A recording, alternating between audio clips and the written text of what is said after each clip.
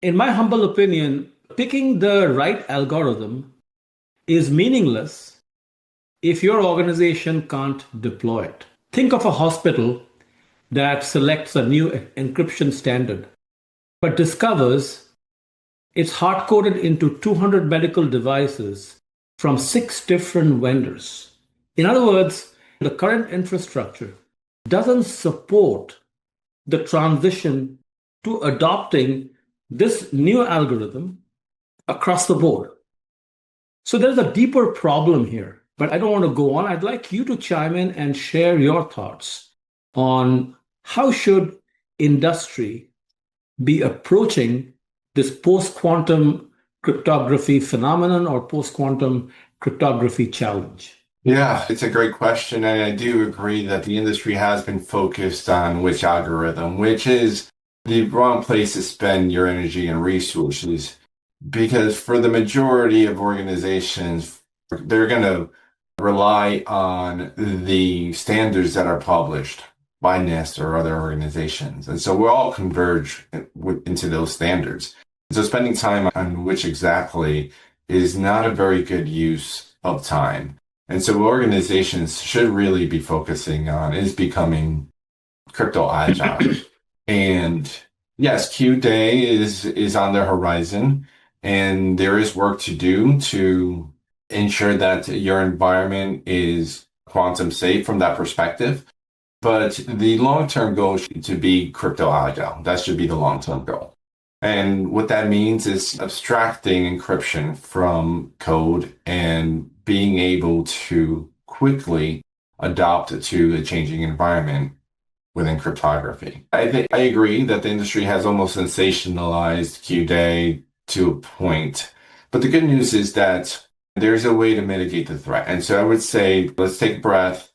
There's already publications and a treasure trove of data that can help organizations prepare for inevitable Q-Day. So that's the good news.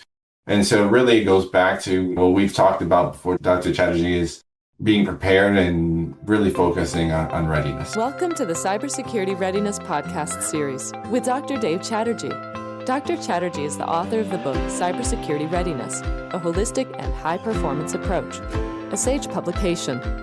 He has been studying cybersecurity for over a decade, authored and edited scholarly papers, delivered talks, conducted webinars and workshops, consulted with companies, and served on a cybersecurity SWAT team with chief information security officers.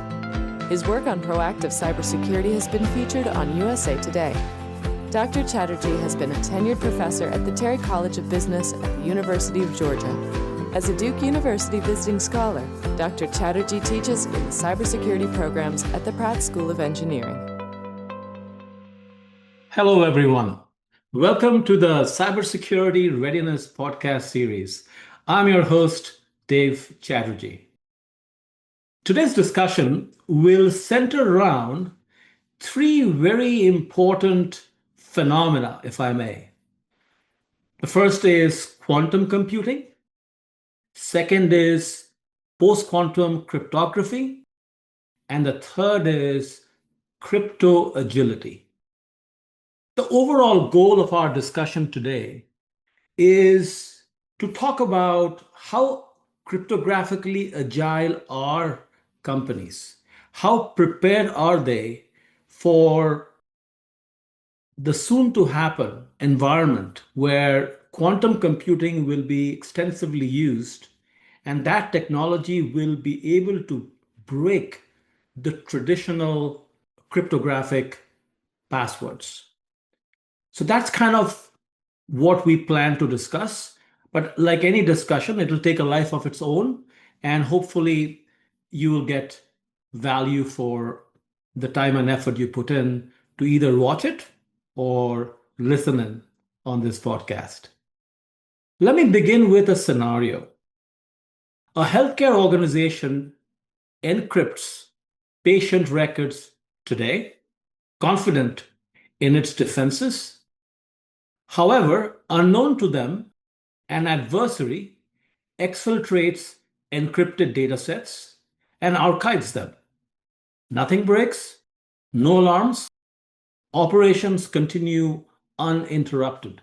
Now let's fast forward a few years. A cryptographically relevant quantum breakthrough occurs. Suddenly, the same data, still sensitive, still regulated, is exposed. Not because security failed in the moment, but because it failed to anticipate in the future. That is really the essence of what we call the Q day or the quantum day risk. It's not about a dramatic breach tomorrow. It's about decisions today that determine whether your organization becomes exposed later. And that's kind of what should set the stage for today's discussion. To help us unpack this in a practical and grounded way, I'm delighted to welcome Mr. Peterson Gutierrez, Vice President of Information Security at Barracuda Networks. Peterson, welcome.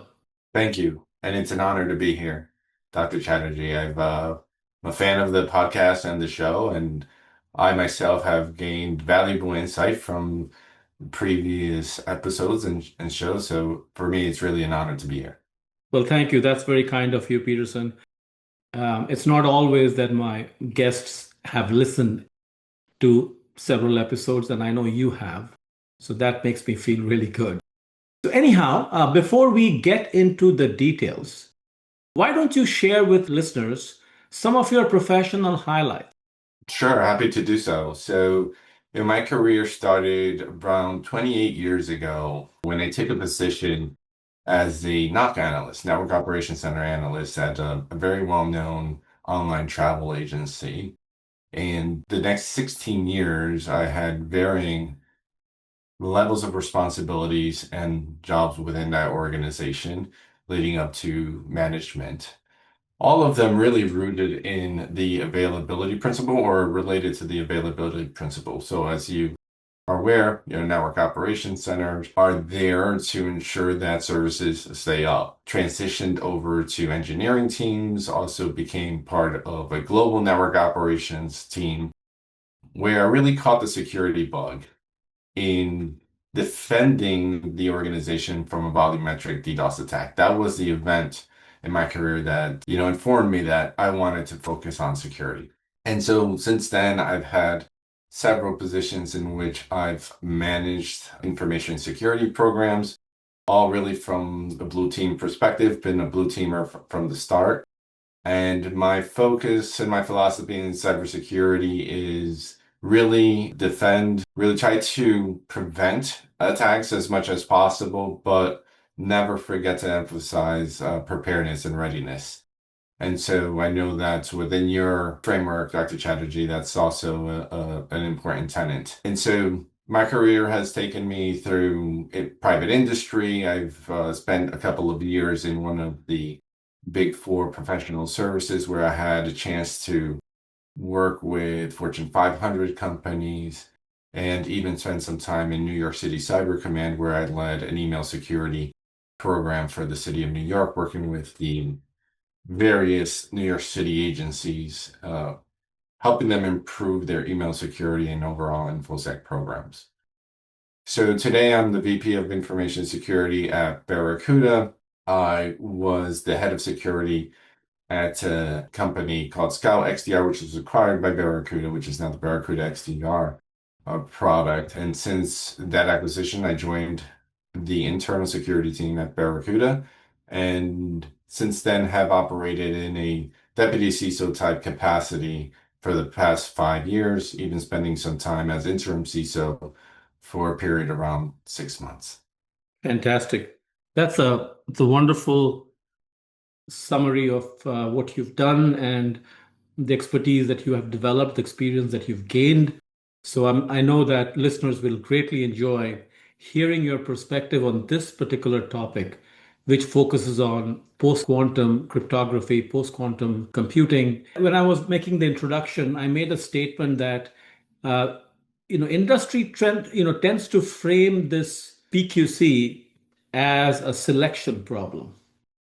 In other words, which algorithm should organizations be choosing so they can be quantum safe? In my humble opinion, picking the right algorithm is meaningless if your organization can't deploy it. Think of a hospital that selects a new encryption standard but discovers it's hard coded into 200 medical devices from 6 different vendors. In other words, the current infrastructure, doesn't support the transition to adopting this new algorithm across the board. So there's a deeper problem here, but I don't want to go on. I'd like you to chime in and share your thoughts on how should industry be approaching this post-quantum cryptography phenomenon or post-quantum cryptography challenge? Yeah, it's a great question. And I do agree that the industry has been focused on which algorithm, which is the wrong place to spend your energy and resources. Because for the majority of organizations, they're going to rely on the standards that are published by NIST or other organizations. And so we're all converge into those standards. So spending time on which exactly is not a very good use of time. And so what organizations should really be focusing on is becoming crypto agile. And yes, Q Day is on the horizon, and there is work to do to ensure that your environment is quantum safe from that perspective. But the long-term goal should to be crypto agile. That should be the long-term goal. And what that means is abstracting encryption from code and being able to quickly adapt to a changing environment within cryptography. And yeah, I agree that the industry has almost sensationalized Q-Day to a point. But the good news is that there's a way to mitigate the threat. And so I would say, let's take a breath. There's already publications by NIST and a treasure trove of data that can help organizations prepare for inevitable Q-Day. So that's the good news. And so really it goes back to, what we've talked about before, Dr. Chatterjee, is the being prepared and really focusing on readiness. True, very true. At the recent RSA conference, I was speaking on this topic, and the question came up that what does cryptographic fragility look like inside a real enterprise? And, the panelists, including myself, we talked about instances such as expired certificates, bringing down services, library patching that breaks dependent systems, years-long algorithm replacement timelines. And then we also highlighted the crypto inflexible vendor architectures, lack of centralized inventory and total visibility of cryptographic assets. And last but not the least, the harvest now, decrypt later exposure, which I alluded to when I gave that example at the very beginning. So that's kind of the situation most organizations find themselves in. And to your point, the good news is NIST has approved several PQC standards, which will augur well for organizations as they prepare for Q-Day. So it's a matter of being able to seamlessly transition from the current state of cryptographic readiness to a future state. As you, I'm sure, have experienced, transitions are never easy. They have their bumps, ups and downs. So if you were to opine or make recommendations on how to manage this transition effectively, what would you say? What are some pointers that listeners should consider when traveling down this path? Well, I think at the root of it, crypto fragility stems from a lack of ownership. And we're entering a paradigm shift here with cryptography. We've historically been able to drop in new algorithms when old ones have become vulnerable. And so that's no longer the case here. This is a paradigm shift for the industry. And considering the amount of cryptographic assets an organization has, it would behoove organizations to really establish a governance committee, assign ownership and responsibility to the varying levels and scopes within the cryptographic bill of materials, if you will. And so I love the example of the expired certs because I feel that's a pain that most cybersecurity professionals or even just IT professionals have to have dealt with in the past. And so that first time is kind of jarring when you go through that. If you don't have a playbook, for instance, it's going to take you longer to get a new certificate and to restore those services. But after you've gone through it that one time and have established a playbook, any subsequent incidents are easily and quickly rectified.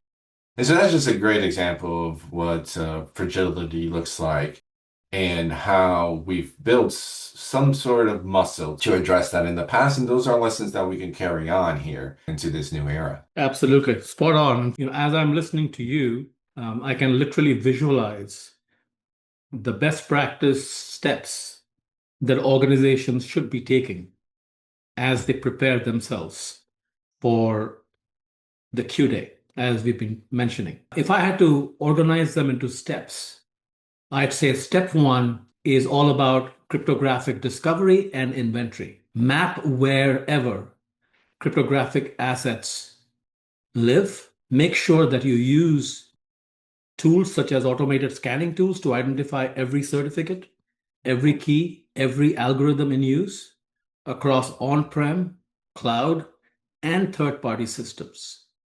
Step two is all about prioritization. Don't boil the ocean.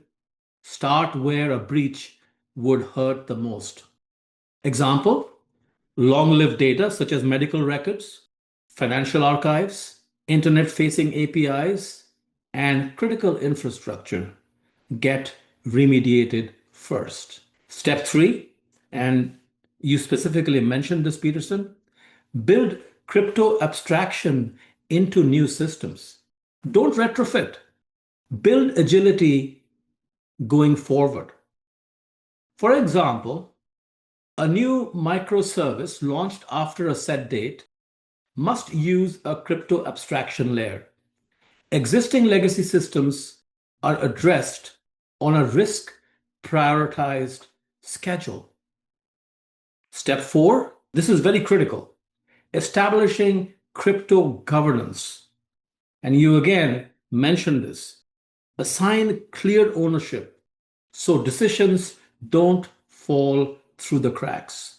A good practice, or even I would call it a best practice, would be designating a crypto owner per business domain with accountability to a central crypto governance council. Fragmented ownership is explicitly discouraged and is a root cause of fragility. Then we move on to step five. That's when we are talking about conducting crypto agility drills. Just like I encourage security drills from the standpoint of overall security robustness, similarly, from a cryptographic agility standpoint, organizations must conduct regular drills, real-time drills, and act on the findings, act on the results to keep themselves ahead, to keep themselves at the leading edge of things. And finally, step six, engage vendors early. Make sure your vendors are in alignment when it comes to their cryptographic posture. How have they enhanced their cryptographic robustness? So that alignment is so critical given the extent to which systems have become interdependent, that once again, close oversight of vendor systems making sure they are not cryptographically fragile. Those are critical success factors. Any thoughts on that, Peterson? Oh yeah, I think that those six steps are absolutely phenomenal. So let's just start with one, right? Yeah, Discover yeah.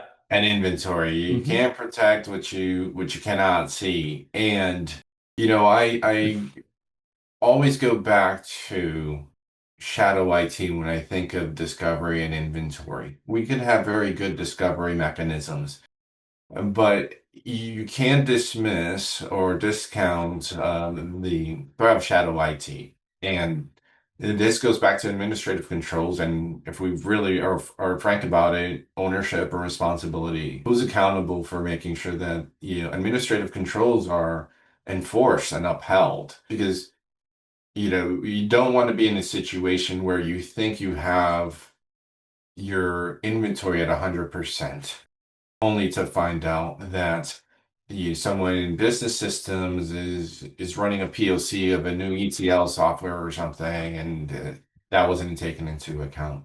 And then the second step you mentioned around prioritization, absolutely agree there. I think about the exterior and an outside-in approach, right, to the perimeter, really focusing in terms of PQC in general, the key exchanges, right, where PKI is in place, and that should be on the top of the list of prioritizing the work. Absolutely.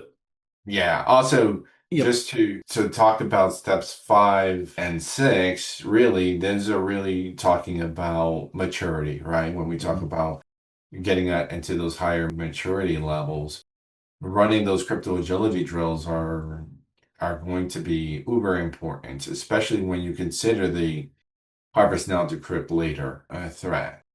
And so that happens in the background. You have no detection capabilities of whether someone is trying to decrypt your data, because that's happening elsewhere. But you can prepare for that happening and establishing an incident response plan or a playbook as to how your organization will react.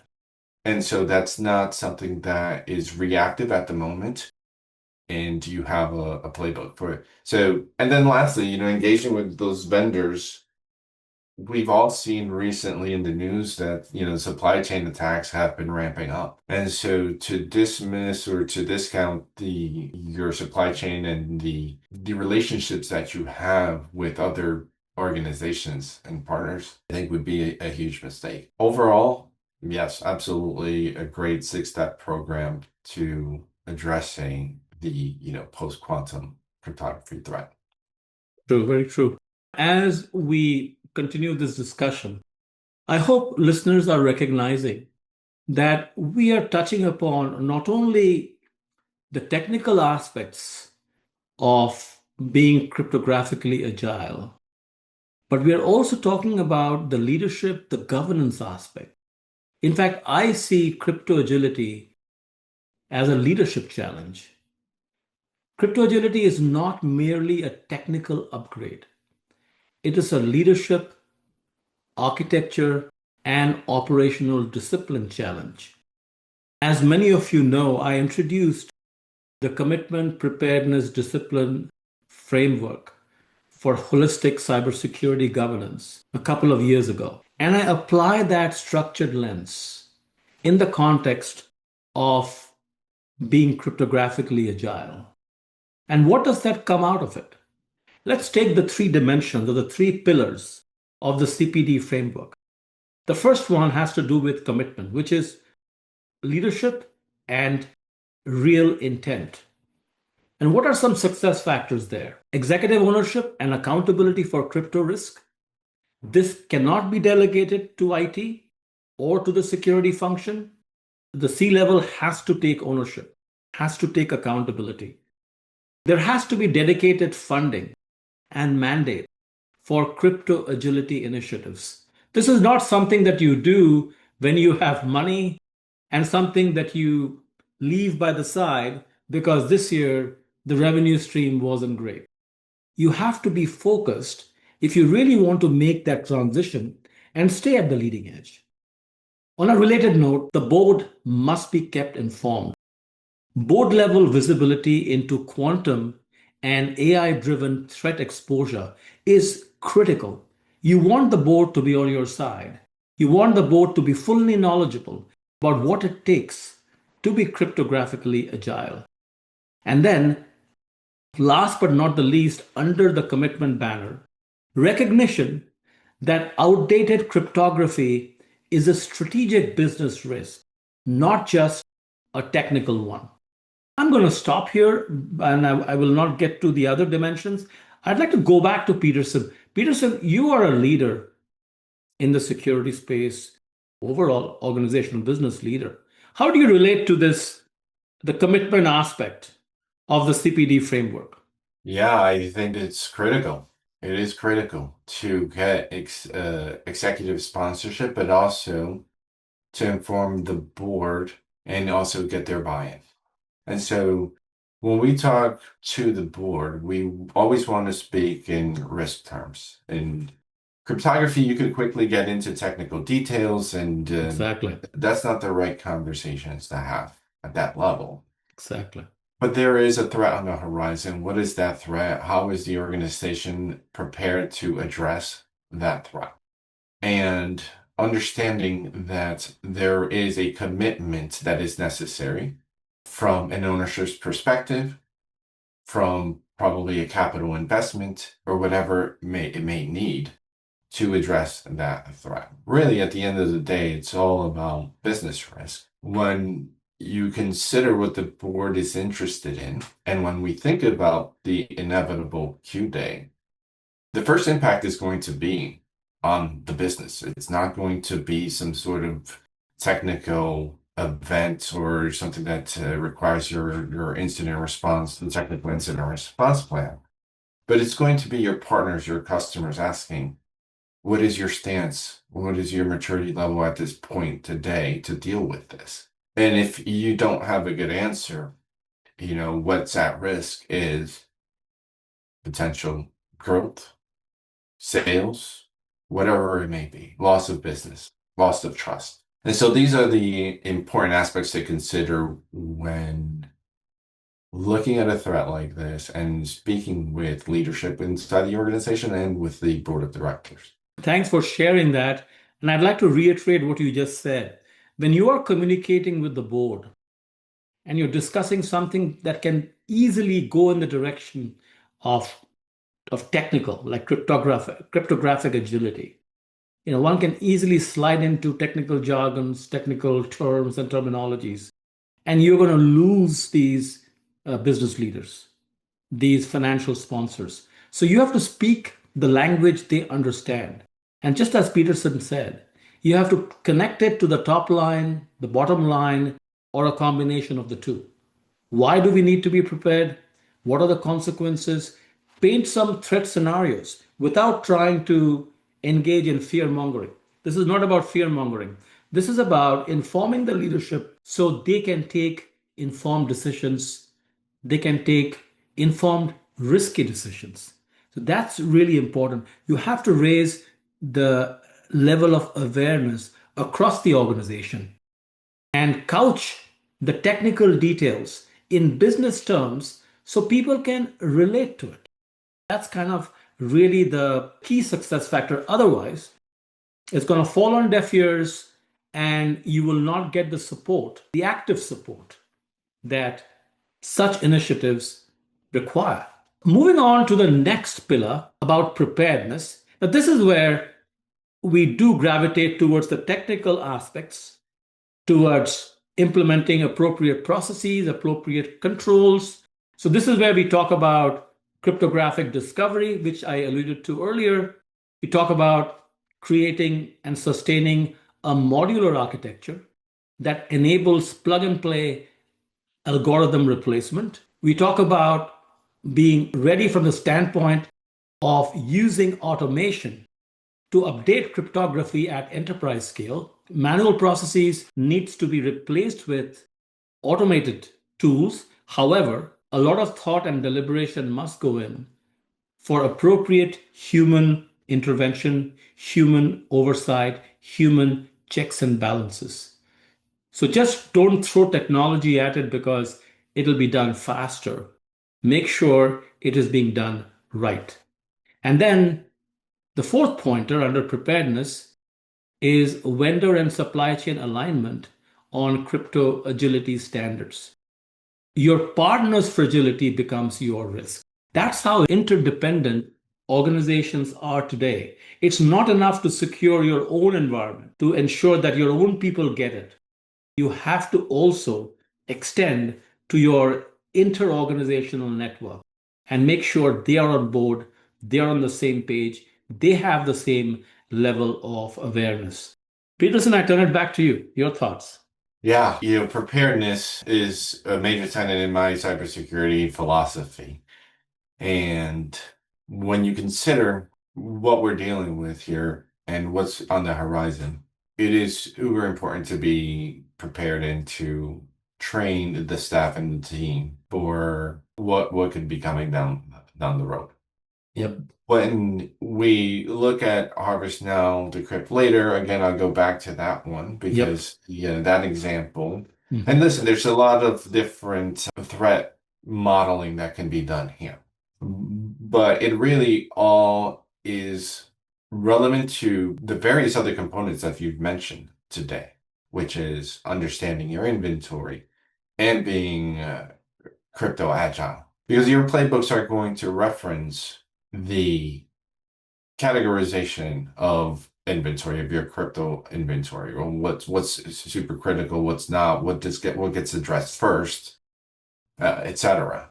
And so when we talk about PQC and Q Day, preparedness is uber important. I can't state that. Exactly. And finally, moving on to the discipline pillar of the CPD framework. This is where we want to ensure as an organization that we are able to consistently execute at the right trajectory. So what does that mean in the context of becoming cryptographically agile or transitioning to a PQC environment or being prepared for Q-Day? What it means are the following. Continuous lifecycle management of keys, certificates, and algorithms. This is not a one-time project. You have to be at it. Number two, automated rotation mechanisms with minimal human intervention. Once again, the extent and level of human intervention must be determined through deliberate planning. Number three, enforcement of policy consistently across the entire enterprise. No exceptions for legacy systems. You need to have one uniform, cryptographically consistent standard across the board. Number four, and I mentioned this earlier, as you can tell, this is one of my close to my heart recommendations, regular crypto agility drills to measure and improve response readiness. Organizations are routinely surprised by their actual response times because, unfortunately, the drills are either not rehearsed or they are rehearsed at a level that is inadequate. I want to reiterate what Peterson talked about in the context of having playbooks. That's exactly the point. Organizations must develop playbooks for implementation, for preparedness, for discipline, but also must update it, must rehearse it. So playbook is not a document that you create once and you're able to just stick to it. It has to be updated. It has to be reviewed. It has to be monitored. So that's how live this implementation or this transition has to be, because quantum computing as a phenomenon is happening as we speak. It's evolving. It's going to have tremendous positive benefits, transforming a variety of applications, whether in healthcare or in other industries. Those are the positives. But on the negative side, the perpetrators are going to misuse this technology to break traditional encryption mechanisms. And that's where organizations have to get very cautious because you have to protect your sensitive data. So you have to make sure the encryption that encapsulates them, that secures them, can stand the rigor or the capabilities of quantum technology. And so that's why this discussion takes on a greater significance. And that's why we want to encourage organizations to not look at this PQC as something for the future. We can think about it later, we can react to it later, but look at it very proactively. We must plan now, we must take steps now. So when it happens, the organization is well on its way. Peterson, your reactions, your thoughts? Yeah, I love that tenet, discipline. And when you think about like what does it mean to develop a discipline? Right. And you said something that was interesting early on in this regard, which was if an organization is seeing this as a project, with a point in time objective, they're missing it, right? And so I agree. This is it's you shouldn't be standing up a project, you should be standing up a program for crypto agility because it is continuous. It is something that is not going to go away. It's something that you need active governance for. You need active participation. You need active drills. That's to your point earlier, because those are going to evolve. The threats are going to evolve. And when you think about that discipline, developing a discipline means that you are continuously practicing. You are continuously aware of what needs to be done and you are really developing that muscle memory, right? And so that is what it means to develop discipline towards an objective. Exactly. And I like that word muscle memory. That's precisely what organizations need to work towards. It has to become part of their DNA so they can react, they can proactively act as required by the situation. Well, like all good things, this podcast episode discussion is kind of coming to an end. We have a few minutes left. So as we wrap up, I'll share a few final words and then I'll turn it over to Peterson to have the final say. Once again, I go back to the RSA discussion, and somebody from the audience raised their hands and asked, so 5 years from now, what separates winners from those that are still struggling? In other words, how do you identify winners from lack of a better word, losers? Though I don't like to use the word losers, but people who are the organizations that are still at an early stage of transition. So this is what we share as panelists.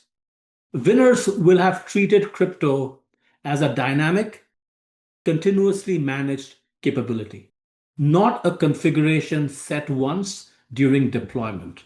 So once again, we emphasize the importance of continuously managing the environment so that it is cryptographically agile. Number two, winners will maintain real-time crypto visibility. They know at any point what's running, where, and when it expires. Now, is this easy to do? Absolutely not. But organizations must continuously strive, even if they are at 80% or 90% of this desired goal, they have accomplished a lot. Number three, winners align cybersecurity strategy tightly with enterprise architecture. As we discussed earlier, crypto agility is a design principle, not a security add-on. It has to be built into the design of the architecture. That's kind of the way organizations will have to re-architect, will have to rethink how they build and connect their systems. So those are the three traits of winners. I'll switch it over to Peterson for some final words. Yeah, thanks again for having me on. This was so much fun. In practical terms, I just want to convey this message to, CISOs and information security professionals out there. Like, you consider PQC and the threats. And we're all very familiar with like 30, 60, 90-day plans. In the first 30 days, you should be establishing your governance, implementing policies that stop the bleeding. Any net new cryptographic assets that are deployed should adhere to new administrative policies and administrative controls and policies in place. That's to stop the bleeding. Don't make the situation any worse, right? Then equally important is to start a way to discover all of your cryptographic assets and starting to build your cryptographic bill of materials. And hopefully you already have a data classification schema in place or a standard in place in which you can easily plug into what you find to understand which cryptographic assets are transacting your most sensitive data and which cryptographic assets are the most important. And then when we switch to like the 60-day period, you should really be speaking with the engineering and your project teams. This is all a result of what's coming out of your governance committee meetings, by the way. And a plan for migration should take place. And so the time to migrate is going to differ between organizations, how large your organization is, how number of transactions, a number of factors.